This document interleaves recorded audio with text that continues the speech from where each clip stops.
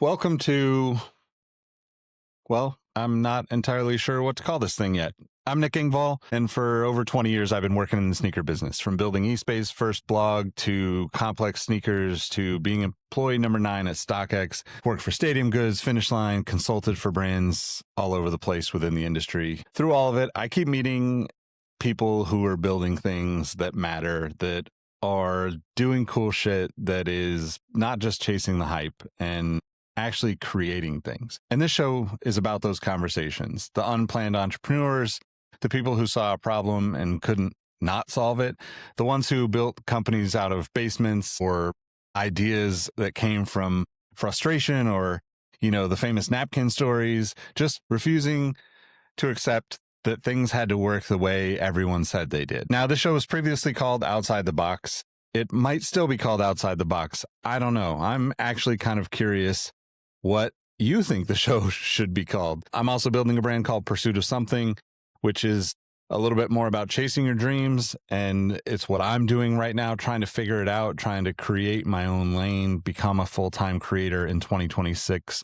And that's why this show and these conversations matter to me a little bit beyond the typical sneaker content that I create, because I'm really trying to create something that I can take the learnings from these conversations and apply them, or at least attempt to apply them to the things that I'm doing currently. And I'm not really interested in like the polished TED Talk type stuff. Like, there's plenty of that out there. I want like the real stories. I want to know, the crazy things that happened, the things that made it feel like you couldn't go further, those moments where you're about to break and, kind of figured out a way to get through it, and how you did it, who you did it with. Those are the kind of questions and those are the kind of topics that I want to dive into. And this first episode of the show in this format is with my friend Chris Kaufman. He is one of the co-founders of StockX. We worked together in those early days, and there was just 9 or 10 of us in a room in Detroit trying to figure it out and trying to get an app out there for everybody to have a stock market of things, as they used to call it. But it turned out to be really successful. I don't think it turned out the way that a lot of us thought it was going to turn out for us all personally, but I do think that it was one hell of a ride. And Chris and I talk about that. We talk about leadership, empathy, burnout, the constant restructuring, and all that causes for companies, and really what makes teams work. It's a really honest, funny conversation because we just really had a good time working together. And this conversation was really a reminder of that. I think if you have ever tried to build something with other people, you'll recognize a lot of yourself in this conversation. So let's get into it. And yes, let me know if I should call the show Outside the Box. Maybe it's called the Nick Ingval Podcast, since it's just me. Maybe it's called Pursuit of Something, or Pursuit, or I mentioned Unplanned Entrepreneur. I don't know. Let me know what you think the show should be. Anyway, let's get into it. I hope you enjoy this one. What is good, everyone? Welcome back to the show. I've got one of my favorite human beings on as a guest today. Let me start at the basis of what I will say he is great at. He's one of the most creative people I've ever met. He is one of the fastest creative people I've ever met that does amazing work, but also does it quickly. He's one of the funniest human beings I've ever worked with. And I just realized today with a quick Google, as I sat down to record this, that technically he's an internet personality when you search his name on Google. So my friend Chris Kaufman is here with me, co-founder of StockX. He's done a lot more. I want to say UpTo, right, was the calendar app you were a co-founder of, and I'm forgetting the other one right now. But Chris, welcome to the show. Good to catch up with you, man. I've been waiting to catch up with you for a really long time, and you went and wrote a book, so now we have a great reason to get on here and talk. Yeah, well, it's great to see you. It's been too long, and as Carlos Sliwa would say, thanks for glazing me up. Yeah. Absolutely, man. Anytime. So we were talking a little bit before we got started, and I think we should start at the beginning of StockX with this, because obviously you guys were already, I think I was employee number 9 coming into it. You guys were already kind of working on it, but then Josh came into the picture. You and Greg had been working with Dan on Soul something. I can't remember what you guys called it. Soul Trade. Soul Trade. That's right. Soul Trade. Oh yeah, that Soul Trade LLC was the yeah, the early days. That's right. And you know, like it's so crazy. Like I think it turned out way different than any of us expected for our personal experiences, but also way bigger than any of us could have ever imagined in a lot of ways. So Yeah. how did that all start for you behind the scenes? You know, being in Detroit, being a part of that kind of family of companies for a little bit there, and doing the startup thing there, and then you know, obviously, sneakers wasn't like a focus for everybody until like a very short window where it just ramped up so quickly. Yeah, and yeah, like Greg and I, at the time were coming from UpTo, and that was completely unexpected. We knew we were winding that business down, and we'd done that for 4+ years and never really hit a point of critical density, and we weren't in a position to raise more capital. But Dan Gilbert had invested in that and stayed close to that, and I had known Dan since 2006 when I interned at Quicken out of undergrad. Ultimately, StockX came about because we we were in the process of up to getting acquired by Yahoo, and in the 11th hour, Dan asked to meet with us and talked us out of it. And we were going to move to Sunnyvale. We were ready to go. Um, we were figuring out where we were going to live. Ultimately, he said, "Hey, like you're Detroit guys. You told me that you want to be here. You want to build businesses, create jobs, be a part of revitalizing the city, and so many incredible things have happened over the last 15, 20 years. It's Yeah, impossible to count at this point. And yeah, I love California. Wasn't necessarily opposed to a little more sunshine. I think it's about 19 degrees outside right now in Detroit. Um, and it'll be like this for the next 4 months. Um, but Detroit was home, and something special was happening here, and we definitely wanted to be a part of it. But the Silicon Valley acquisition is not a bad resume builder for people who are serial entrepreneurs and probably had some more startups in their future. But ultimately, Dan convinced us to bail on the Yahoo deal, stay in Detroit. At that point, we kind of this conversation, which was, well, what are we going to do? And he had this very, let's say, like not baked at all idea around applying stock market mechanics to secondary retail. And we're kind of like, how does that work? What does that even mean? And he was kind of like, no, that's it. Like, that's the whole idea. But I think you guys can figure it out. And, very early on, sneakers came up as a potential product that could function the same way as stocks do in the stock market, bid ask marketplace, leveraging core tenets of the stock market and those mechanics. And we started working on it. And in the beginning, none of us knew anything about sneakers. I mean, we talked to Dan's kids, like they were all into sneakers and hang out at Foot Locker on Saturday mornings, and we kind of started noticing there was a thing. But we knew design and engineering and business and operations, marketing, brand building. Like we knew all those things really well, but we knew nothing about sneakers, and we knew nothing about the sneaker culture. We knew nothing about the history. And we also didn't know how to get all the sneaker data that we needed. yeah, And that's where Josh came in, because we started building this thing, and for a long time it had no name at all. And we were doing a lot of research around trading platforms and market mechanics, and figuring out how to layer that type of UI into the experience without creating a ton of friction.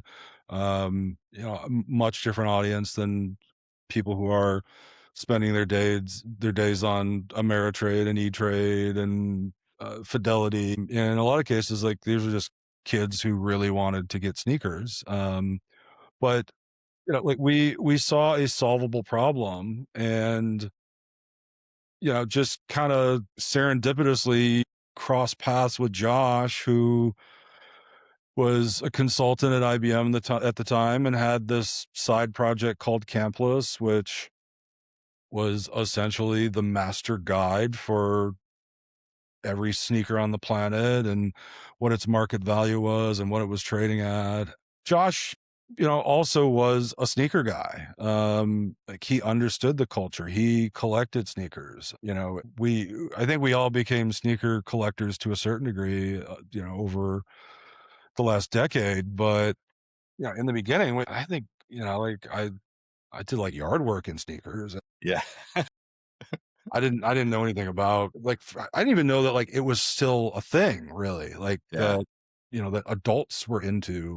And that was such a cool experience because we spent so much time just on discovery Yeah. and going to sneaker swaps and sneaker conventions and talking to people and just learning about what was motivating people and why it was important to them. You know, then bringing on Josh and pulling in all that data and having somebody that really, not only understood the culture but was a part of the culture was really important to understanding that we had to hire people like you because we had no idea. And then I think those first couple years, the first year, any startup, as much as people say like 100% sure this thing was going to work and we knew we were onto something, like we thought we were maybe onto something early, and then things started to pick up a little bit and we thought, okay, we're probably onto something. But there's still so much doubt, especially doing something that no one's ever done before.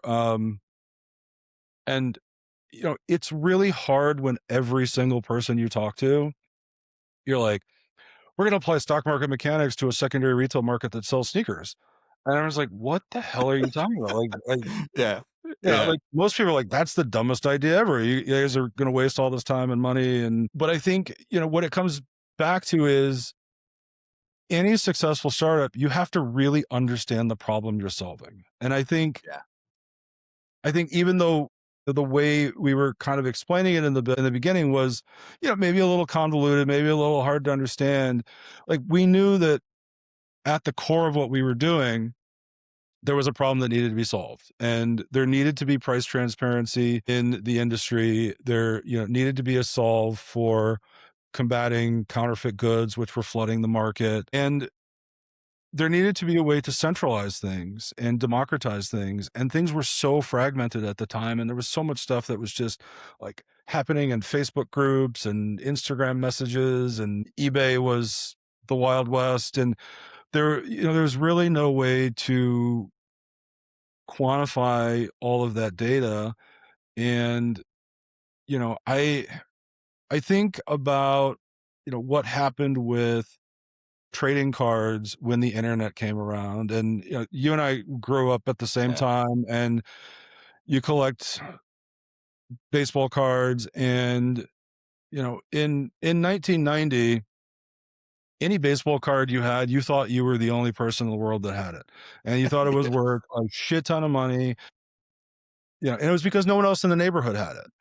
Yep. And like you're comparing with your friends and looking through your books of cards, and then all of a sudden the internet comes around and all of this data goes online, and everybody's like, oh, there's actually a lot of Ken Griffey Jr. rookie cards out there. And Josh would know that because he made a desk entirely covered in them. But you start to learn, yeah, like there's a lot more supply in some of these things than we thought. There's less supply in other things that we thought. Prices are all over the place. There's no, true market value on many of these things. And sneakers was a lot, like things, there were so many things that were overpriced. And I mean, sellers were not happy with us in the beginning, Yeah. uh, because it, it started to eliminate the ability to overcharge. Democratizing any market will do that. And, there's always people that can take advantage of what's going on and don't love when things change. But, I think in the long term, looking back, like it's created so much opportunity for people. And still, like there are two things about StockX that I think are the coolest things that came out of it. And one is the fact that we brought so many people to Detroit who never would have even visited Detroit and ended up living in Detroit. And many stayed in Detroit even post StockX days. There's many who are Yeah. still there at StockX. Um, you know, some of them have met significant others and stayed and bought houses, and like that's super cool to me because it really did change people's lives. But the other thing is StockX sellers have made way more money off of StockX than StockX has. Yeah. And it has created legitimate, thriving businesses and just really successful economic models for people. And, I don't think that we ever realized how much of an impact it would have from that perspective in the early days. And, we also had no idea that the business could be so big. One of the things that so much of a business is timing. And you say like there are the things you can control, there are the things you can't control. You can build a smart, dedicated, passionate team full of smart people. You can have a killer business model. You can model out all your financials and projections and you know manage your resources effectively. You cannot control the timing. And I think that part is largely luck. I would say like luck comes with persistence because if you're persistent and you're working hard and you're always pushing things and eventually when it is the right time you'll be doing something worthwhile to take advantage of that. But the fact that we were entering a market where we were able to experience just insane meteoric growth, but at the same time, it was riding the wave of an industry that was also experiencing this insane meteoric growth. So not only was our market share increasing dramatically year over year, the size of the market that we were pulling from was also increasing. We may have been increasing, our actual share of the market by 20%, but the business might have been growing 50% because the market was growing so much at the time. And there's no way we could have timed that. And I think if you tried to do the same thing today, say that StockX and Goat and others didn't exist, I don't know that it would work as well. And the industry is much different, the market is much different, but there is something to timing, and it's really critical. Yeah, absolutely. I think that's the thing that I think back, basically exactly what you said. I think how many great friends we all made from it. Like I'm still trying to figure out where I'm at in life. I'm kind of in this like in between space for the first time ever, Mhm. really. And like sneakers has always been such a huge part of my life and my career and like everything I've really done for the most part. And I kind of land somewhere on this idea of like trying to connect like what we wear with who we are and like the way that self-expression comes across, even with cars. Like I obviously am big into cars, and it's the same kind of thing of like that self-expression of these things is always like this weird, fun, fascinating place for me to be. And then I sit here and I stare at all my baseball hats, thinking about us going to Tigers games or going to, for those that know me, how diehard of a Giants fan I am. Yeah. Koff took me to my first Giants game at Dodger Stadium. Like that was like, I don't even remember when that was, like 2018, 19, you met us down there. Something Uh, like that. It was Dodger Dog Night though, and that was yeah. wild. Yep. Yep. But I think that's such a underrated thing that like the sneaker world looks at it and sees all of this massive growth and all of these things. And I 100% agree. Like it's, the timing of all of that stuff, even thinking of like what you guys were doing with UpTo.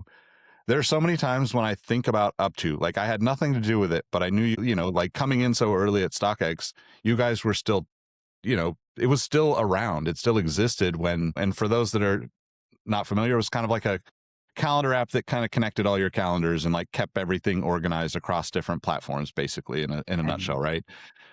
And I think about that all the time because I have multiple email addresses, multiple, places I'm logging into email. All of those things are just, it could be just simplified, right? Mhm. StockX really was that. And for me, getting to be a part of it as we were figuring it all out, and like I can get people excited about sneakers. Like that's what I like to do. It's like it's not about the shoe necessarily, but like I have a story about this particular pair or the person that worked on this, or and StockX was just like on a personal level was just like an exponential version of that in hindsight. Mhm. You know, I look at it and think like, I'm just like I said before, we started recording. I'm just glad that I said yes to the opportunity. Like I remember meeting with Josh in San Francisco before I was even on the team officially, and I was writing a bunch of stuff, and like I got introduced to Greg, who was, like there was only a handful of you guys working on it. It was basically all engineers Mhm. and you and Greg. And then Yep. Josh was kind of like rounding up people, trying to get people to buy into this, like you said, this crazy idea that was not something you could easily explain. And he was like, maybe we can acquire sneaker history as a part of this. And I was like, there's no, like I just blog on this website about sneakers. Like if you're acquiring sneaker history, like you should, just hire me to write the stuff for you, kind of thing. Right. And that that was such a cool like part for me, was to see the people that we brought in, not just from the StockX, from you guys that were like working on it, but like the people around the Quicken family of companies there that got to be excited about sneakers for the first time Mhm. because of the energy that we had going in those early days, where it was like, this is starting to work. I remember the first few trades and like the days where we hit 10 trades in a day, and we were like, let's go, get some dinner and celebrate this. And it's like And they were now, all people that sat like 2 rows over in the office, but we didn't care. yeah, exactly. Yeah. Yeah, exactly. It was like, oh, wait, you bought something? Yeah. Right. Well, and that's the funny thing that I am, the one thing I'm thankful for about not being at StockX at this point in my life. When you're in it, you're looking at it and people are getting all jazzed up about shoes coming out and Mhm. Supreme releases. And it's like you buy so much stuff that you don't really need because you're just having fun with your coworkers building this thing, right? And it would be really expensive if I was still working at StockX all these years later, and I would need like multiple houses to deal with all the shoes. I already need more room as it is. It it it was really dangerous. It still is sometimes, but not like it used to be. Yeah. Like when I was there every day and there was just, access to stuff. Yep. It became even more dangerous when we started doing watches because those were a lot smaller and a lot more expensive. You can fit a significant number of very expensive watches in a very small space.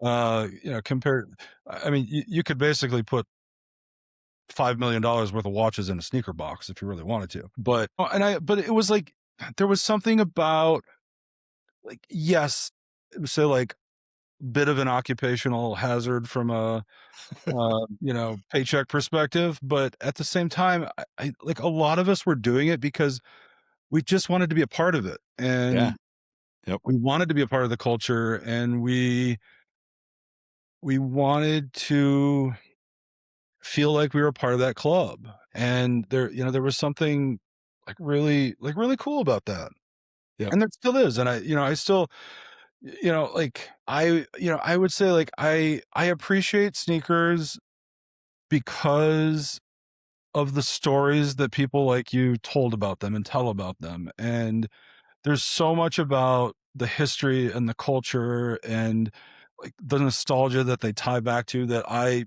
had no idea. And now there's, like all those things where I'm like, oh, like I know exactly like what happened in this game and why this shoe is relevant, or um who wore this on stage on this day, and why that continues to be significant. And that's just like super cool to me. And I'm a pretty nostalgic person to begin with, so Yeah. give me anything to um to tie back to, especially from the 80s or 90s, and I'm gonna be all about it. But um yeah, it's pretty cool. And then it, like, and it just it created it created so many opportunities. It created so many friendships. There is something about being in the trenches with people, trying to figure things out, sharing the same frustrations. Sometimes just absolutely disagreeing on every level about how we're going to get to where we need to be, but still agreeing that that's the place we need to get to. I think that's what's really powerful, and that was something that was always really powerful about StockX was even though we had much different visions and opinions and approaches to how we thought we needed to get to the next step, we all knew what the next step was. And I sometimes failed to appreciate that in the moment because it's far easier to realize after the fact how special that was and how much magic there was in being able to do that. And investing and advising a bunch of startups since you start to realize like, wow, like that isn't always the case. And you'll talk to two founders and they have entirely different visions of where the business is going and what problem they should be solving. And I think that is the one common thread.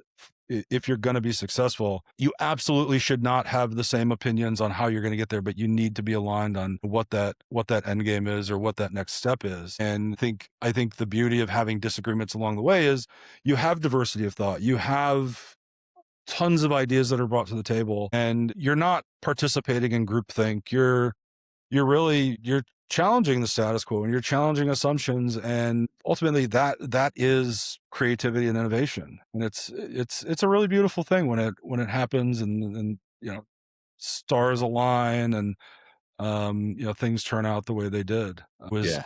I was also just reminded of and my ADHD brain is going to bounce around. You mentioned the Giants, and the the night we randomly decided to drive from Detroit to Wrigley with your brother to watch Yes. the Giants Cubs playoff game. Yeah. First time at Wrigley for me. Yeah. Not only did we have the brilliant idea to just same day drive there and watch a night game, we're like, and we're going to drive back after. Yeah. Yep. Yep. Like, I think we got back at like 4 or 5 in the morning or something. Like, and then like went to work the next day. Yep. Yep. Yeah, I But can't. that's the thing, like that's the thing that I think in those moments, like you're saying, like I think about all the times where in the moment you're feeling like I'm here for 12 or 14 hours in the office doing all this stuff. And we had the flexibility to move around and we'd go get lunch or whatever, but like we worked a lot for a very long time there on Oh yeah. because we were all so invested. And you talk about this in your book, but like just having people understand that like there is this like it might not look exactly the same, but that North Star of like where we're headed, that we can all see some form of the sparkle out of it that's like driving us to it. Because even that, like I think about that, like as you get older, as we were saying before, we recorded. It's like I'm not trying to do near as much as I did 20 years ago, but like when you're in that energy of the chaos of work, the chaos of this idea, it turns into something that doesn't really have the same like drag as it does, you know like had we been working, let's say 9 to 5 normal office job kind of vibe, you and I and my brother might not have even decided to drive to Wrigley in a spur, because you're just in that like, oh, we'll figure it out. Like it changes so much about life outside of the work, in my opinion. And that was one of the things that I was like reminiscing on recently, because I think that those early days of like, it was so chaotic, because if let's say if I'm taking pictures and posting on social and making the blog posts and doing all this stuff, I'm running around, I'm going downstairs to get the shoes, I'm taking the picture. Yeah, I mean, you remember I'm running around the office with shoes half the time, snapping photos, trying to get like cool things happening. But on the flip side, I'm also asking you, and you're being asked by everybody else on the team for all these design things, all these other, kind of things to like level up what I'm doing. But like, that's basically what we're all doing. It's like, with the exception of maybe some of the, in the weeds engineering, but even that, you have the conversations and kind of what you were talking about like we get into these we would get into these debates, we would get into these kind of, you know, I don't want to say it's like arguments necessarily. Yes, there are times when that happens, but it's because everybody's so passionate about it.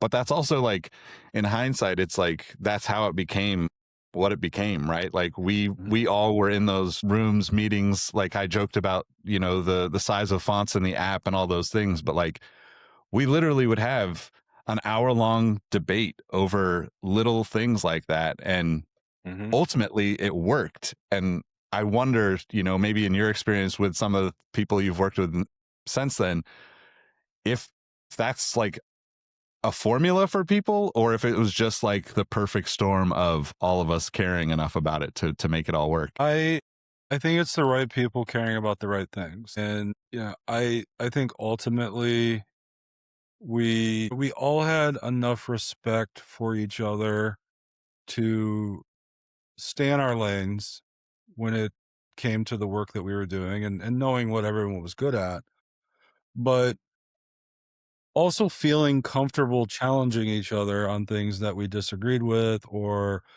areas where we maybe saw a better way to do something. So, even though no one else was trying to design the app besides me, everybody cared about it.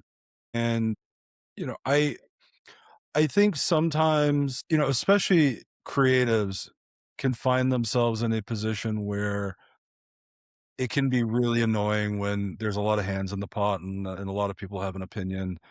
And it's so much better than apathy. And Yeah. I have been on both sides of it. And, it when it works is when you have people who are really passionate and have opinions and are sharing feedback, but they're not mandating their opinion or their vision is put into place. It's something that is just put out into space for people to debate and consider and and talk about. And there are so many of those moments where it didn't matter if it was one of the founders or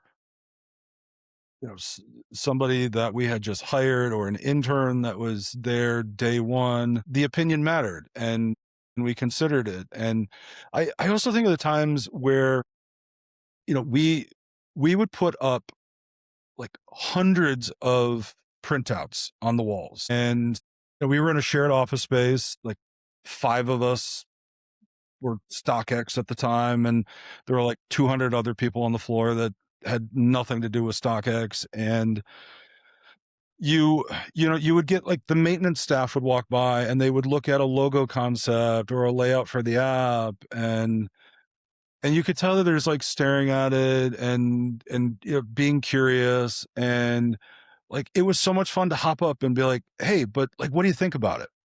Like how would you Yeah. use like what does this mean to you? How does this feel to you? And like people love to share their opinions on stuff like that. And it's so powerful because you can easily lose sight of who the customer is, who the end user is, because we're all products of our own biases, and we only know what we know and don't know what we don't know, which is the biggest challenge. And there's also the risk to having success and thinking you know everything. And the reality is, in any startup, any business, you can be the smartest person in the world. You can think through every single facet of the business. You can perfect every pixel, and you can be absolutely obsessive and spend years building something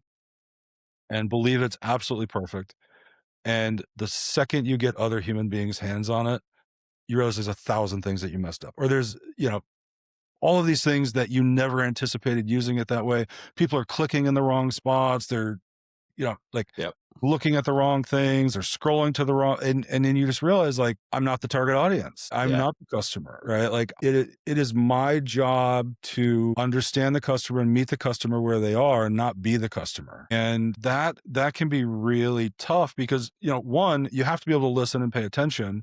And two, you got to let go of your ego and admit that, yeah, maybe I don't know everything. And actually I probably don't know most things, but it's such a powerful learning process, and there's so much discovery that happens in that. And that iteration and experimentation is where like the really fun innovation happens. And I think the more that we can get to a place where we can just really let go of everything that we think we know, the more that we learn, we open up our minds, we discover things, we learn about people. And that is so important when you're working on a business that is, ultimately product based, right? It's the app has to work, the website has to work, it Yeah. has to be functional for people. You have to eliminate friction. If you're not making it easier and solving a problem for them, then why should they use it? Yeah. Recently, I was thinking about some parallels with this because, like, obviously, like content creation of all sorts is my thing. Like, I love being a part of it. I don't care if I'm on camera or behind the camera or next to people or doing the podcast thing. And all of that kind of comes back to like me writing. Like I always just loved writing. Like since like sixth, seventh grade, I was like, I started entering in creative writing contests and like did pretty well, got some positive feedback and was like, this is something that feels good to me. And I always come back to it. And even recently coming back to it again as like with sneakers and having that, having that, those people that care that read what I write versus the yeah, this is great, cool, good job, man, is so good for me. And I realized that like even in my career writing previously where I had editors looking over my stuff and like, you do have to just check your ego because Mhm. ultimately I write in the style that I think and speak because I want it to be me, but that doesn't always translate for people because I've got a lot of the ADHD and the OCD and all the things where I'm like, okay, well, you took that one little thing out and I was attached to that little thing. And I was thinking about that just on a personal level, but one of the things I was thinking about the early days with StockX that I absolutely like just if I were to be a part of a startup again, being on the floor with those, like you said, 200 other people on the floor. And there's, as I joined, there's 9 or 10 of us at StockX, 6 or 7 of us on that floor. Mhm. But putting all that stuff up, we got people's honest feedback, and we got even when we started tracking like trades and listings and bids and asks and all that stuff, like people would come by to see where we were and Mhm. to almost like it was like such a reinforcement of like if people around here that a lot of people are like wearing suits or flip-flops and suits and like they're coming around the corner to see what we're doing and they have no connection to sneakers at all.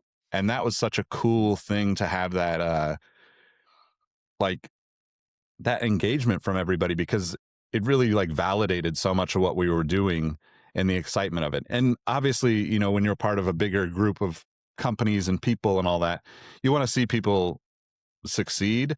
But like, I can't think of any time where, in my previous roles with like, let's say a finish line or something, like I was never going into the you know, to the ops team and being like, you guys did this many shipments today. Great job. Like I was never going in to look at that stuff. But for us, being like that small group and having that on the wall and having so many people invested in like how well it worked was such a like a thing that I look back at and think, I don't know that I appreciated that as much as I possibly could have at the time. Like it was fun and we talked to, people would come in and we'd have conversations because ultimately everybody would have those ideas and have, I think in a lot of cases, you have people that are very dismissive because it's like, well, you're not in here doing this with me. You don't know what's going on. but like we really had like a lot of conversations with people that were like just adjacent to what we were doing, not involved in it. And it was super valuable in the long run to me. And pretty soon we had half of the people in suits wearing sneakers with their suits. Yeah, yeah, exactly. And that was, I look at that now. And one thing I was going to go back to that you said earlier, I think like we both come from that era where the nostalgia is the 80s, the 90s, the baseball cards that, I remember getting baseball cards and like looking at the sneakers that the guys were wearing and all that stuff. But what I think is also a part of my journey, I have shoes that I've worn for particular things that, like shoes got destroyed wearing them because I went and did a run or went to the racetrack and got them all muddy and they just fell apart or whatever. And like those things, those stories that you get from wearing them within it are that much more powerful. I Mhm. popped into my head because I remember Greg getting his Jordan. I'm going to get Greg on here at some point, but Greg getting his Jordan 1s, those black and gray Jordan 1 lows. And like Yeah. it was such a like cool, he was so excited to just have them, and like that kind of validation or feeling like you're part of, like you're further connected to what the bigger movement of all of this stuff is outside of our 10 to 15 people or whatever it was at the time. Is such a cool thing to see. And then it's obviously, the entire culture of sneakers kind of ends up following with a lot of these things or circling back to those trends. And then you're like, wow, like you have that. I don't think of that shoe as like a Michael Jordan shoe. I think of my time at StockX with Greg getting his first pair. And Yeah. like that to me is just like the beauty of sneakers. It's just such a cool thing. And I think it's not about sneakers necessarily, because obviously like, it's such a bigger thing, but like the watches, the, fitted hats, the Supreme stuff. When I remember seeing people get Supreme stuff and, like guys like James that were like, just like after all these crazy brands that like most of us were not paying attention to, and being able to have like the range of people that we had, where we had really young folks, we had experienced folks, we had the middle of the road, and like all of that kind of just folded in and became this big melting pot of what we like tried to get onto StockX in those early days, because it was so hard to determine what was going to be cool before it was cool. And then suddenly we had 60-year-old finance guys wearing Supreme and Fear of God, and Yeah, we're like, what is exactly. going on? Yes, exactly. Well, Yeah. there was a little bit of a like, what have we done moment. Oh Uh, yeah, there was definitely a few days where you'd walk into the office and be like, "Oh God, God no." Maybe let me come back in the other door. Maybe this is the wrong entrance and I'm in the they have come a long way from the Patagonia vest. yes, exactly, exactly. Man. So I wanted to ask a little bit because like your book definitely hit home with just I think you and you know I don't want to gas us up too much, or what was this? I don't want to glaze us up too much, Yeah. but I do think you and I are very similar in the sense that we just care about people. And like that's just Mhm. the thing that like ultimately, yes, you're not going to make everybody happy at all times, and there are going to be times where you can't be the perfect person for the person that needs some assistance or some support or whatever. But your book talking about just like being able to, you know, listen to people and have empathy and understand that like you don't know what they're going through is such a it's like so powerful, but yet it's just common sense at the same time. And I wonder how you look at that as, you know, I'm not sure exactly when your official role with StockX ended over that time period, but you spent 10-ish years, from the beginning to that, and like what that looks like at different levels of, scaling this business. Yeah, and a lot of this, I was certainly aware and engaged in these things over the course of my career and leading and building teams, but a lot of this really happened when I decided that I was going to step away from the day to day at StockX, and that was towards the end of 2022, and do grad school. And I had this crazy idea that I was going to do two full time grad degrees at once, and I did my MFA at Cranbrook and a master's in learning and org change at Northwestern. The work I was doing at Northwestern some of the research, the things that we were studying, it really started to show me that, one, there had been a ton of research done on this stuff and continues to be. And,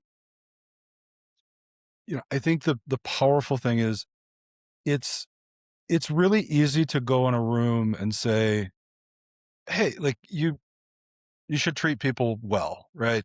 We should respect people. We should pay attention to people's feelings. We should create an environment where people feel safe taking risks and failing." And that's a no-brainer.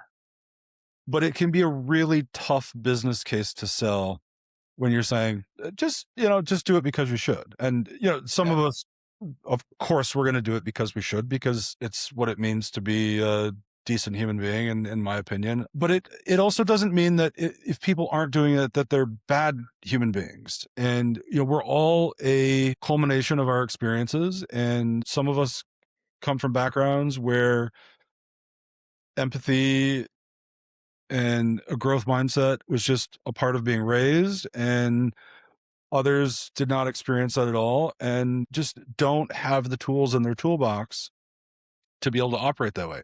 But ultimately, this can be learned, it can be practiced. And I think the most powerful thing about it is it's good for business. There is so much evidence and data that says if you create a psychologically safe workplace where people are comfortable taking risks and failing without fear of retribution or losing their jobs or punishment, innovation and creativity goes through the roof. Attrition drops dramatically. It saves the business unmeasurable amounts of dollars in all kinds of fronts, right? There are all kinds of projects and innovations that can come out of empowering people to do passion projects, to improve upon things that they see needing improvement, on taking on things that they haven't been asked to do. I think that's one of the most powerful things. If you are in a workplace where you constantly feel like your boss is going to get angry at you or retaliate or is looking for a reason to let you go, you're probably not going to take many risks. You're probably not going to step up and go above and beyond. You're probably not going to look at something that you think needs to be done, but you haven't been asked to do, and do it, because what if it was the wrong decision? What if that is the thing that puts your job in jeopardy or sends somebody over the edge? And, you know, I, I think if we can practice these things, we're all going to have much stronger, more sustainable, thriving businesses and organizations, and much happier people who want to stick around and be a part of the mission, and feel like they are part of the team, not just an employee. And it's quantifiable and it's indisputable. And I think that's the most powerful part about it. And I started to look at all of these models and frameworks and methodology, and I mean, there's so much empirical data and peer-reviewed research, and the data is clear. If you want to build a long-term, sustainable, profitable business, focusing on people is a number one priority. Has to be a number one priority. Part of what makes a leader great is their ability to recognize their own shortcomings, their own faults, to empower their people to grow, to learn through mistakes, right? Through looking at what others are doing, to learn from their own mistakes, to learn from you. Something that I've always said to any team I've ever led is I would much rather you get in trouble for doing something than not doing something. Yeah. Um, I think not doing something is an unforgivable sin.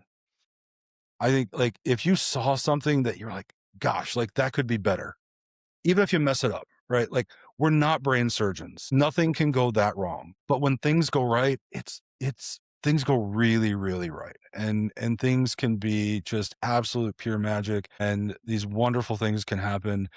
But it's about creating an environment where people feel comfortable doing those things. And it's also setting up this understanding that, well, one, like, people believe what they see, not what's on the wall. So, you know, you have to be modeling the mission and vision and culture of what your organization wants to be, because that's what people are going to follow and that's what they're going to believe. You have to be somebody who admits that you don't know everything, saying things like, I might be wrong, or here's my current thinking. What am I missing? Really opening up the opportunity for people to challenge you as a leader, opening up the opportunity for people to admit that they're wrong. So, if you're a leader and you make a mistake or something that doesn't go well, has impacted the business, if it happens on your team, it's on you, right? So, saying things like, I dropped the ball on this, it caused, whatever issue, here's what I'll do differently next time. And the more you do those kinds of things, the more you say those kinds of things, the more that other people are going to say, okay, like, I can admit mistakes. I can have open, vulnerable conversations. As a leader, I said that, like, there's a difference between vulnerability and disclosure. You don't need to tell everybody in the office every detail of your personal life to be a vulnerable leader. And actually you shouldn't, right? Like, um, but there is something about a leader who says, you know what, you guys, I've been a bit off today. I'm working through some things. So if I seem short, it's on. Yeah. Yep. Little things like that. It just says, I'm human and it's okay for you to be human too. And it seems like really simple stuff, but I think you know, I think we really underestimate how little it happens. And how many people never hear that from their boss or supervisor or CEO. And having that permission from the person who leads us gives us permission to be human beings who make mistakes and learn and ultimately grow. 100%, man. I think that's it was such a great reminder reading the book too, because, not being that I'm kind of out here solo everything right now, I even was reminded just on like a one-to-one level of like, yeah, like a couple days ago I had a call with potential client, I guess, and got on the call and I realized like, man, I have like a killer headache right now. Hmm. And I just was like, I just want to give you a heads up.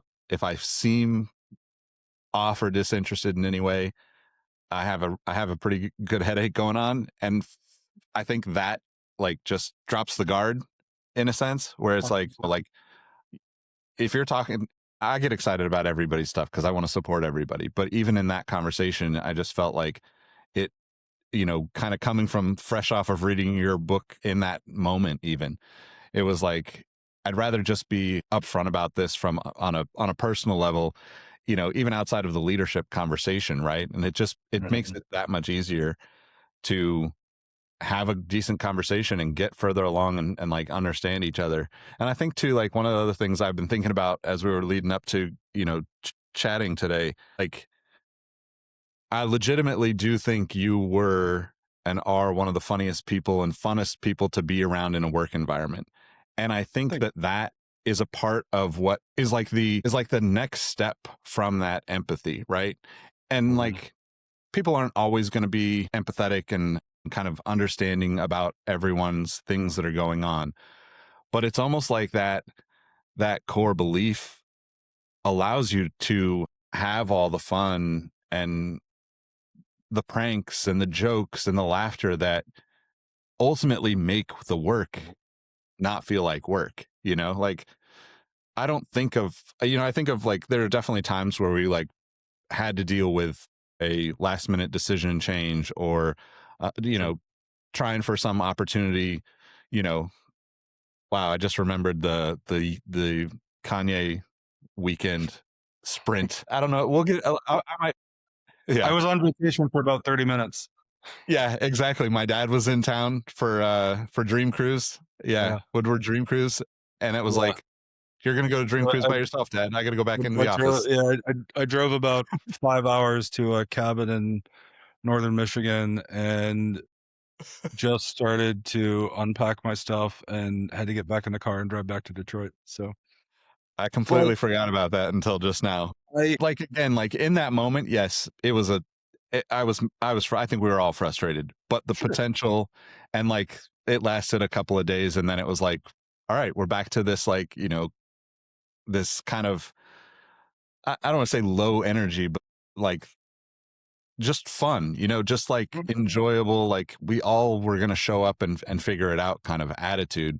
And I don't think that happens without, you know, like there's no room for your jokes and pranks and like your creative, like kind of things that spark fun in the office mhm. without that fundamental empathy for people. And like, even the worst of jokes, it's like we're just having fun, like it was never there was never cool intentions behind anything, where like that doesn't have I rarely have that in like corporate environments in my previous roles. It just Wow. everyone seems to be like keep their guard up, never show emotion, never show, never just be like a real human being because you're trying to fit this title that you have. Mhm. And yet that just in a basic level, like just like it's not that serious. We're not Oh, brain surgeons. Let's just have some fun and do some cool stuff, and this is going to be a good thing.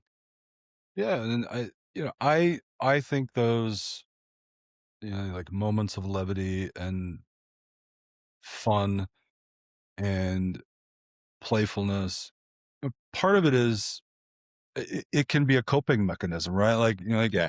Oh okay, yeah. like, we gotta have some fun to get through because this is hard. Like, this is really hard work, and startups are, one of the hardest things that anyone can do, and it's really important to not only have those moments of lightness, just to have, like, some cathartic moments during the day, but it also creates space, and it creates mental space, it creates social space, and I think a lot of really incredible things can happen when you have those little breaks or those little pauses. And when people are completely heads down and they don't look up, they're doing a lot of work, but they're not doing a lot of quality work most of the time. And I think about burnout a lot too, and I'm a really firm believer that burnout doesn't occur because people are working too much.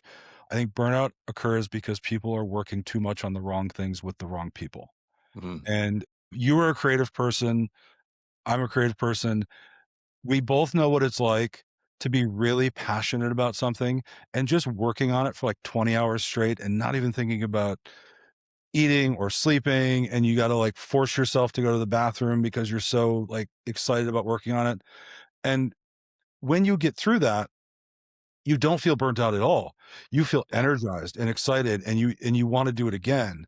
And I think that's something that we have to remind ourselves of. And this is why office work can be really challenging, and when companies get big, it's really hard to avoid the trap of people responding to 500 emails a day and spending 10 hours on Zoom meetings, and you've got meetings about meetings, and it's it's that kind of stuff that can be really demoralizing to people from a time perspective. And especially when you're dealing with creative people and creative teams, like, they want to do the work. Yeah. They wanna be hands-on. That it's what is what feeds their soul, and you've gotta be careful that you're giving people enough time and space to do that, and to also recognize that there's nothing creative that can be done like an assembly line. And downtime for creatives is productive because I think, like, creatives not doing anything for a little bit of time is like a tree in the winter, right? A tree that is dormant, it is stored up energy, it is in a process of regrowth and renewal, and it doesn't bud in the spring if it doesn't have that period in winter. And it's a part of its process, it's a part of its regrowth. And I think creative people are very much the same, where sometimes staring into space for an hour or 2 hours is the most powerful thing you can do, because there's all of these, like, really amazing things that are generated from it. And you have to refresh your brain. You have to you have to give a chance for yourself to mentally decompress. I think a lot of leaders get it wrong where they're like, oh, these, designers should be able to crank out a certain amount of things a day. Writers should be able to write a certain amount of words a day. And, I can tell you as a creative with a design background, having worked with many people who are writers, you will have days where your very best people will do the work of 10 people in one day. And they may have 2 days after that where just, like, nothing happens. Yep. And you cannot be quantifying hourly output or daily output. Like, you have to look at the whole body of work that people are producing. And even the best, most successful artists, writers, designers, creatives, they have long stretches where they have gone dormant. I mean, you look at even, like, some of the most successful actors in the world. Some of them go years Yeah. between putting out movies, but when they come back to it, they may win 10 Oscars, right? And Yeah. Yeah. there's something to be said about that pause in the creative work, creating those moments of lightness, giving people a chance to really rest their brains, refresh their minds, and it can be really tough as a leader, especially if you are a metrics-driven leader and you're trying to hit certain financial numbers and you're looking at your cost of head count and output, but that's also the trap of short-term thinking. And if you invested the same way, you would probably be broke. If every single day the market was down, you sold everything, it wouldn't take long before you had no money left. You have to look at people the same way. What is the long-term gain and growth and investment that you want to make in these people, not just, what do you want to do over the next 24 hours? Yeah, I think that's a super important, like, I think it even applies outside of creatives, like for thinking about like our shared experience at StockX in the first few years there, like definitely it's definitely something that even at that age I didn't know, not that I was even young, but like, I didn't communicate that probably well enough Yeah. to say, like, if I'm writing copy for your design stuff and I'm writing emails for the email stuff and I'm writing blog posts for the consumer and I'm writing social, captions, all of those are a different place, right? And I'm assuming you have some similar, like view of design work, even just in the like actual design, where it's like, well, if I'm designing a billboard, it's much different than designing, buttons in the app, right? And like it's not a it's not just flip the switch in your brain to move over here. It's like sometimes you need like a break between those switches. And I Yeah. wonder, even if we, to take your concept of that, even with people that we don't think of as creative people in their work, we have the analogy that you use of the assembly line made me think, like, you know, if you're doing something that's monotonous, some people thrive in that. And some people love the, like, okay, I'm here, I'm checked in, I got hours, then I break, then I got hours, then I'm out. But I think a lot of people probably don't even realize that your mind wanders or your attention wanders. And like, like those measurements are just not something that you can quantify, even when you're looking at the big picture and you're like, yeah, we cranked out this many orders, shipments, whatever. On a human level, like, if you're tracking to a certain, number of shipments or packages or whatever for those people, it seems like even for them, I think as a society, we don't acknowledge that, like, some people just aren't going to work in this like transactional, quantifiable, put a number up and check mark the box kind of world. And I think we're getting a little bit better about that as a society, to like Mhm. recognize that not everything can be measured. But it is really interesting to think about, like, how, especially with the experiences that I've had and at StockX, we just probably could have done so much better work in so many cases. Not to say that it mattered. There is an element of like, hey, 80% is, ready, ship it, kind of Yeah. attitude with some things. But then you also have like an interesting point about like, people just feeling comfortable to put out that work is another layer to that I don't think. I think we're headed the wrong direction in that sense of the world, right? Because we look at, like YouTubers or TikTokers or whatever content that we're all consuming, Mhm. and we see these kind of like perfect people, perfect stories, perfectly edited videos, and think I can't put something out until it reaches that level of perfection. But like, the first like if I look at the blogs that I wrote even in sneakers 20 years ago, I'm embarrassed at how I wrote back then. Like Mhm. everything that I did back then was just like, don't get me wrong, like I can see that I was passionate about it and I know I loved it and I was like, this is what I'm going to do. But I'm sure even for you with design work, you look back and think, yeah, that was some weird stuff I was doing back in the early days of this project or that project, or like, why did I think that? And we don't realize the Well, sometimes it was 6 months ago. yeah, exactly. Yeah. Sometimes I What read were you things that thinking I about? wrote and I'm like, Um, how did I get there? Like, I go ahead. I think that's a really great point, and I think process is so important, and most of what we do is process, and I think, also, especially in creative disciplines, most of the work you do never sees the light of day, and I think Yeah. most people fail to realize, like, there's so many things you do that are just never used, and it's not a bad thing, but what we see in all of these contexts is just the tip of the iceberg.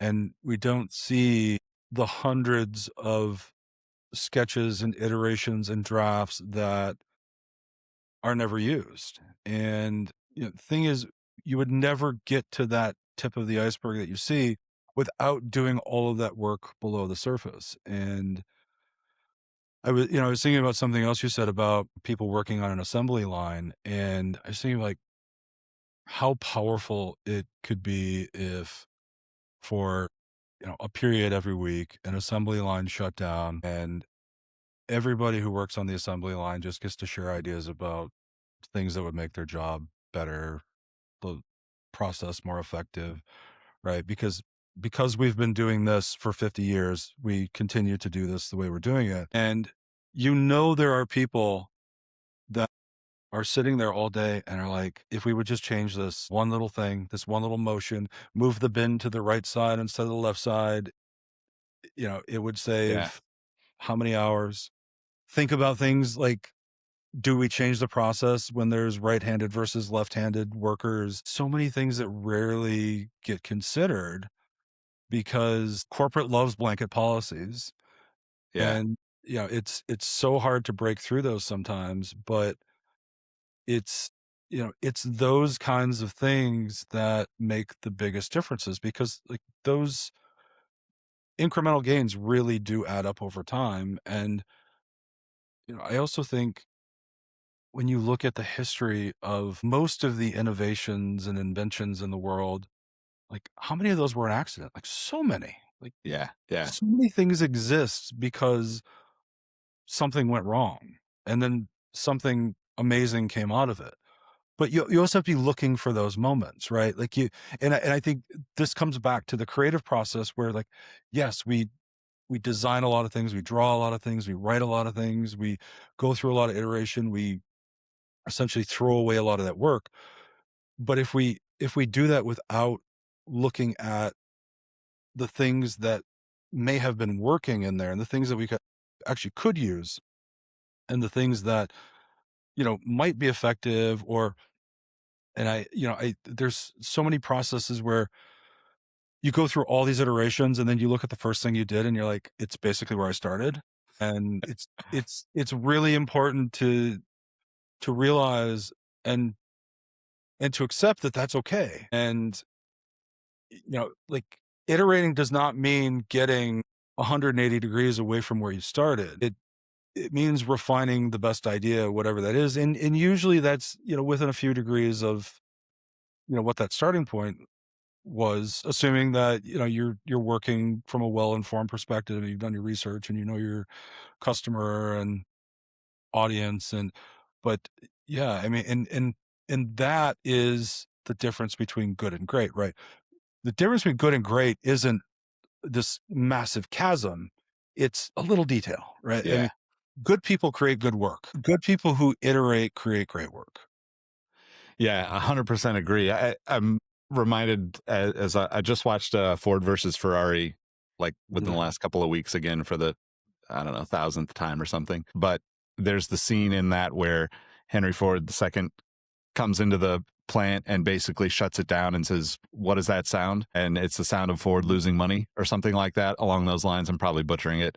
But like that's such a, even today, I feel like that's a common thought process for a lot of leaders in, the CEO level roles, that you don't leave that room. And you're spot on. I wonder, like, if you had the openness, the open lines of communication for that, could you, whether that's production or not, like you said, moving the bin from one side to the other for right-handed versus left-handed people, all these things could be, make, not only be more efficient and more valuable for the company, but also just make the team's life easier in so many ways. Mhm. And it's such an interesting kind of unspoken thing, which I think is kind of like going back to your book. It's the underlying stuff of all of this, the underlying conversations that aren't had, and just being open to being able to have them. And I think, everybody can look at who they've worked with and who they've worked for and think of moments of both of those things, right? Like, even like you said, just because someone is not, you know empathetic in the way that you first think of it, doesn't mean that they are not, doesn't mean they're a bad person. It doesn't mean they're doing it intentionally. Yeah. We just all have so many things going on. But I think that space is so important to getting to, you know, I think of, like, even just speaking of like the iterations, I'm ADHDing here with you. The One of the things that I was thinking about the other day when I first reached out to see if you wanted to come on is you brought so much fun to, I think, the overall kind of energy of StockX through your, what I, as you say that, I think of iterations, right? I think of like the data team logos that you created. You made all these little things, and we made t-shirts, and like I've got a StockX fitted hat that I don't even know if we ever made those publicly available, but it was like you were No. like, "Oh, let's test this out. Let's see if this works." And of course, those things, and those, like, not necessarily physical things, but I think of all the things that you iterated on that we don't think of as iterations, even. You Yeah. taking the logo you did and putting it on a water bottle, or like, those are kind of iterations in like a different form of what we really think about creativity. But it probably is, again, not something that's quantifiably measurable, but so important to have. I remember like Dan Doan and Blaha, and like those guys are so excited to have their own little thing, doing the data work, and like those types of things. What does it cost? I mean, I remember we had this conversation, Yeah. way back when, but it's like, what does this cost us? A couple $100, and it's worth, you know, tens of thousands of dollars in happiness for Mhm. like a handful of people, if not more. Yeah, and I think, those I call them like the ands. There is an epidemic of pizza parties and organizations, Yes. right? Yes. And that's fine if it's an and the water bottles and the swag, right? It has to be an and. Yeah. But if you are paying people well and appreciating them and valuing their work and giving them opportunities for growth and learning and career advancement, and then you say, "Oh, here's a really cool custom fitted hat or a hoodie that's specific to the team you're on." It's amazing how much pride and appreciation people have in those things. Um, it can be dangerous when it's in lieu of the really important things. Then you're like, "Oh, great, I got a hoodie instead of a raise." Yes. That is really dangerous, right? But it's looking at the holistic employee brand approach, which it's really important, and it's also asking people what they want. Yeah. Yeah. I can tell you that the finance team does not want the same things as the engineering team, and the marketing team wants entirely different stuff. And I mean, not even joking, made the finance team at StockX Patagonia vests, and they acted like they won the lottery. Like, they were so Yeah. happy. Yeah. It was like the greatest thing that they had ever seen. And you realize that it's important to listen, and it's important to pay attention to what is going to be meaningful to people. And, I there StockX was one of those companies where it's a cool company and people love wearing the logo and saying that they work there, and that's not always the case everywhere. But I think sometimes it's easy to say, well, it's because, it's essentially sneaker company, and that's really cool. But I look at other like Rocket, like, they're a mortgage company. Like, those people love their Yeah. Rockets. I mean, you walk around anywhere in Detroit and, like, every third person is wearing a Rocket jacket or hoodie or hat. Like, and there's something to be said about building good cultures that take care of people and what it means to people. And when you do that, people want to be a part of that community. They want to identify with that. They like to associate with it. And I think you can do that with any company, right? Like, doing the right things and being an exciting place to work, it has very little to do with what the company is actually doing. If you're Yeah. solving a real problem, no matter what it is, you can build an incredible culture. Yeah, I think you alluded to this earlier too, like, but I think, the leadership being the example of these, you know, brand guidelines and North Star and the, kind of like the values of the company is like a hugely important piece to it. But I think people are drawn into, I think of my experience, like I would say I was about 80% committed to StockX, even as the, freelancer at first, right? And then a Mhm. couple months in, I flew out, met you guys, and it was really the isms book that was Yeah. like, wow.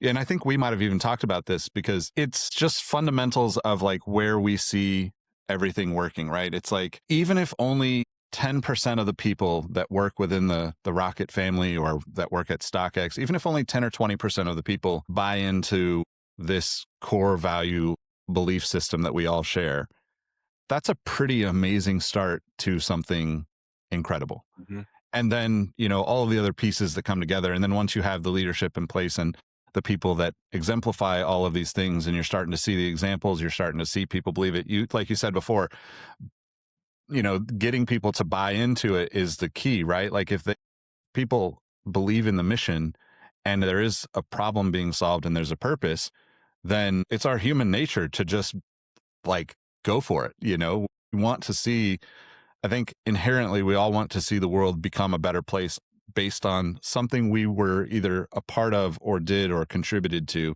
Yeah. And that kind of is like the formula of all of these things in a way. It's like the 3.5% rule. It takes 3.5% of the population of any group of people to start a revolution. Yep. And Yep. I think it is the same way in countries, cities, companies. If you can get that critical mass of people on board with something, who really believe in it, it can start to spread. It is often top down, but it doesn't have to be. It's a lot easier if you're a leader and you're bought in and you're living this behavior day in and day out. I mean, you're golden, and it's a lot of work to do, but it doesn't always have to start that way. And I think, sometimes the greatest changes in organizations happen because a group of people have gotten together, and they got a leader on board who was the champion and supporter of something, and it happened, and life got better for everyone. And I think it's something we all have to remind ourselves of. We are in a world where there's just so much focus on the bottom line and revenue and profitability and return to shareholders, and it is easy to forget about people in that process. But I also say it doesn't matter how you win. Yeah, if you can create a case for profitability and driving revenue through treating people well, and I 100% know you can create a case for that. Like, So what if that's what it takes to sell the board or the CEO on something, right? Like I I don't care as much what their motivation is as long as the people are being treated the way they should be. Yep. Well said. All right. So I want to ask about what you're working on now. I want to ask about the book, but first, I want to know what, when you think of like the early days of StockX, what is it's like one or two of the stories that pop into your head? Oh gosh, there's so many. You know, the Kanye visit was really something. Look, what can I actually say about it? It was unhinged. But there were like I mean there was so like it was like such a weird environment to be in. Like as like okay, like as a kid who like the first home I remember was a trailer park, and then suddenly I'm in an office where like I mean like there was one day I was like standing at the urinal and I hear like, "Hey, how's it going?" I look over and it's Marco Rubio is peeing next to me. And I'm like, what world am I like, like, where did this come from? And like, it was like, and that wasn't like an exception. It was like things like that happened every day. Like Snoop Dogg would just be like walking by your desk and, Yeah. and we'd invite these people and they would come and, um, Kanye came through and a million other people. And, um, like we got Eminem to invest in our business and just like all of these things that were like so incredibly wild and um I felt so out of place in so many situations because all of it was surreal and nothing I ever imagined in a million years that I would have been exposed to. Yeah. And then there was like the whole business side of things too, where like we had that first Black Friday and like business went through the roof um and then, there was, this was after you were there, but, you know, we we were having days where, doing a transaction a second and, Yeah. things like that where you're just like, I mean, like the early days were like, if we like sold 100 things a week, like we would have thought it was the greatest business in the world. Yeah. Yep.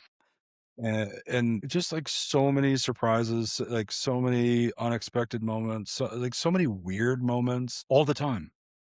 Yeah. Even in my time there, like, I remember the 10,000, 15,000 marks where it was just like thinking back to like us being excited about 10, like Mhm. literally 10 transactions, or Yeah. even like the first few transactions that we knew were not us testing it, like it was I like, mean, the first one that was somebody we didn't know was the greatest day ever. yeah, yeah, yeah, Right, like, how do they even find us, right? I mean, you think about the early days where, like, people were buying stuff we didn't even have, and yeah, it is such a wild ride, and it is just it's insane to think what it has become over the last decade, and, what lies ahead.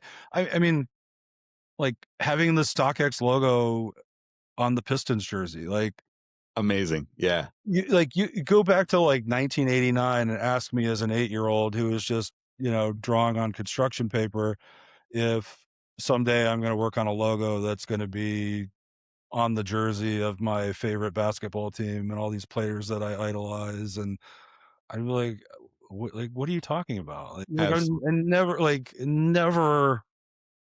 I mean, I never imagined that I'd be able to talk to a girl, let alone, like, have something like that, alright? Like, it's like, Well, and to take that a step further, I just actually recently wrote about like Cade Cunningham getting a signature shoe from Nike and, Mhm, that being in the works. And it's not just for you. Yes. Like I understand you're looking at it as like the person who did the logo and it's on the Pistons. But beyond that, it's also the only or one of the few logos in the NBA that actually makes sense to be on a jersey because it's mhm, connected to the culture of basketball and sneakers and all of the like yeah, people collect the jerseys like that. And I think that's what I was writing about was just like it's just a beautiful thing to see it all come together in hindsight. And like, I just can't I can't even wrap my head around it sometimes because it's so to see it all come to life. And even now that I'm saying that, like we launched the very first LeBron James retro shoes. yeah. Like if you would have told 16-year-old Nick he would do anything like that in the sneaker world, like I would have just been like, yeah, right. Like, what is this? This has got to be a scam. Like, that's the equivalent of the Nigerian prince email for me, Mhm. is like to tell me that I was going to do something like that 20 years later. You know? Or that we'd be gifted NBA championship rings as part of a project. I Yeah, mean, yeah, it's yeah. I just had mine out like mhm. a few months ago because I was like, man, how do I even I don't know. Like, I just don't know. Like, I'm speechless when I think about all the things that, kind of like you said, like the people that would show up in the office, and the plane ride back from the Cavs game was a fun one for me. I don't remember if you were you on the plane ride back that time when we. Oh, yeah, and Russ had to sit on the toilet? Yeah, yeah, I was on the toilet one way and he was on the toilet the other way. Yeah, yeah, that was a crazy one. That we'll have to get onto that one another time. But I want to hear about what you're working on now, because like the art stuff that you're working on is super super exciting to me. Yeah, so, I feel like I'm finally having things calm down, like, post-book launch, taking a little bit of time the rest of December to kinda decompress and, focus on some of the book stuff and do some podcasts and other interviews and things. I'm gonna get back into the art stuff in January. I'll be teaching again at Eastern Michigan. I took a Nice. couple semesters off, but I'll also be an artist in residence in the 3D department there, and I feel like it's gonna feel like Cranbrook all over again in a way where I get to spend a lot of time around a bunch of creative people with, no parameters, no guardrails, just exploration around ideas and materials and concepts, and currently starting to think through some of the things that I want to do with that time. And then you know doing uh, doing some coaching, which I really enjoy. Mentoring, still mentoring some of the younger entrepreneurs whose businesses that I've invested in, advising some others, and then doing some brand consulting work too for some smaller early stage businesses, working on naming, brand positioning, design, packaging. And that stuff's an absolute blast. And don't tell any of my clients, but like I would just do that stuff for free. I could just I could do that kind of stuff all day, every day, and it's an absolute blast. And it's also, like the part of startups that I've always enjoyed the most is like blank canvas, right? Like Yeah. we have an idea, we roughly know who our customer is. How do we package this in a way that it makes sense to them and makes them want to interact with the brand? And that stuff is just an absolute joy to work on. Yeah, it's I think we're very similar in that sense. Like I would echo the don't tell anybody that I would do it for free, but I find myself, just somebody reaches out with an idea and is like, I can hear, depending on how much I can learn from them or about them, through LinkedIn or wherever they're coming asking questions. It's like I just get so excited just seeing the concepts that they're working on and knowing that they want to talk to me. I'm like, cool, let's hop on a call, and I think a lot of times they're like expecting me to be like, charging them, or, like Right. hesitant to talk to me about it because they're like, well, you've done all this other stuff and I'm just trying, it's just me trying to figure this out. Or it's just like earlier this week, I talked to somebody, it's got like 3 guys and working on a project that it's like, it's, it's really cool. Like, I'm legitimately excited about it, but it's also like, I do have to like figure out like how to be a part of those things. I think that's a you know one thing that I admire, just you going back to school, and that part of it, is something I look at as like, I want to do that at some point. I need to figure out how to do that. And the thing that you kind of alluded to there is just like being around that energy is so powerful too, right? Like just Mhm. being around the people that are figuring it out, and not necessarily the same way that we have to do it in a business sense, where we're hired because we have years of experience and we get there quicker, but like you have a narrower scope of how you can think of things, Mhm.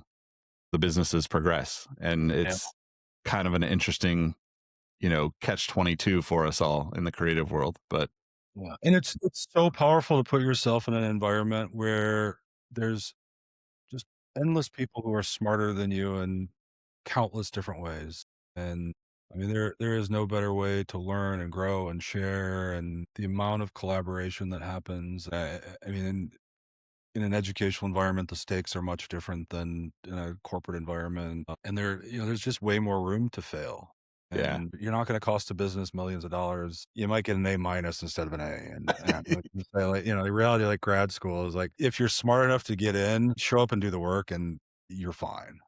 Yeah. And but it can be a really rewarding generative experience, if you approach it from that angle that, like, I'm just here to experience, and all kinds of really interesting things can happen. So to kind of wrap up, tell us about the book. I'll hold it up here for people to see. I want to know how it came to be, and in your experience with it, do you see yourself writing more books in the future? Did you enjoy it? Like, what's it been like? I know it's been really successful. I saw the bestsellers. I think it was on Amazon bestsellers, and I don't know many other bestsellers it's on, but it's really great. For me personally, knowing you and knowing how much truth there is in it, it's inspiring. It makes me want to get out there and like do that same kind of thing. Yeah, and there are a lot of ideas that I had, a lot of ideas that I could actually structure once I started doing some formal research and studies around these things.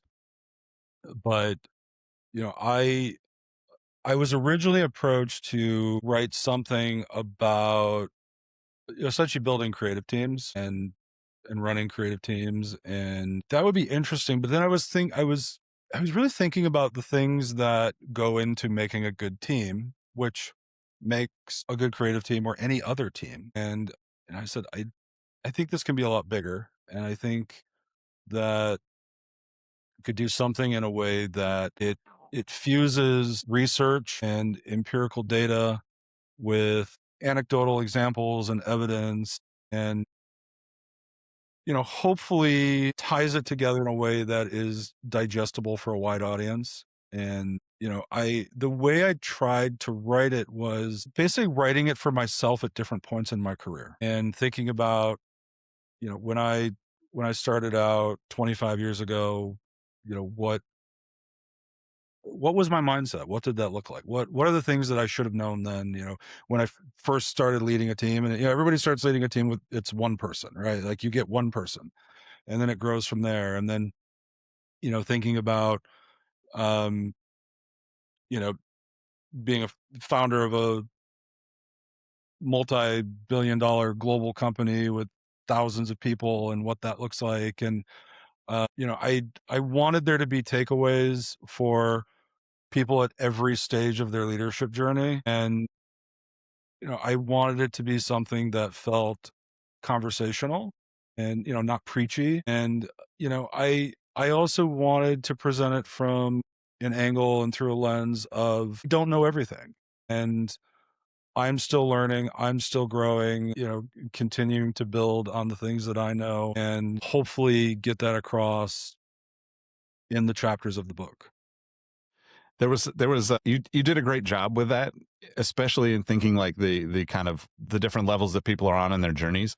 Like there's Mhm. one specific example that you talk about, which we don't need to get into because I know we're getting up on time here. But for me, you have an example of not being in a meeting, like where people kind of take that to heart, get offended. And it's like for me, like I've had that exact literally like the exact same three people, and two people are having a meeting without me, and like it's like wait a second, like I have to be responsible for this type of, like Yeah. how am I not in the conversations kind of situation. Like I've literally had that happen, and that was one of those things where I was like, oh, this is I can, for people that haven't read it or people that have, like I'm sure those moments, the way that you put them together was really awesome because like I feel like all of us have had very similar experiences in different ways, different places, obviously.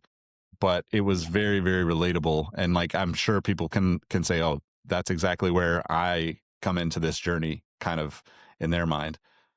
And so much of it is obviously a lot of things are personal experience and they're not unique to me. Many of us have experienced over some point in our career, but I think there's an opportunity to encourage reflection too. Sometimes these things happen and we have these feelings, and it it doesn't mean there's anything nefarious happening, but it's important to reflect on why some of these things do happen. And sometimes it is that there's not a culture of transparency and people are gatekeeping, and that certainly happens, and it's something that's got to be dealt with. And uh, other times it's just you know people are moving quickly, and just kind of impromptu meetup in the hallway that turns into a meeting that isn't properly communicated to everyone else. And then other times we're bringing our own baggage to the table. Yeah. If Yep. if you go from a company that has a terrible culture, there's no psychological safety, you know, felt like you were on the defensive the whole time, and, and then you go to a culture that is well-meaning and is doing the right things, it doesn't mean that the trauma and experiences from before are suddenly gone. And Yep. it can sometimes be easy to assume the worst in people. And sometimes you may be going into an organization where people have actually figured out who should be in meetings and they're trying not to waste people's time. But it's really important to reflect on our own experiences and our own baggage and the things that we're bringing to the table. And like any relationship, work relationships are no different in that regard. Yeah, definitely, man. So empathy at work, how can people find it? Where should they be picking it up? It, And how can they find you outside of this?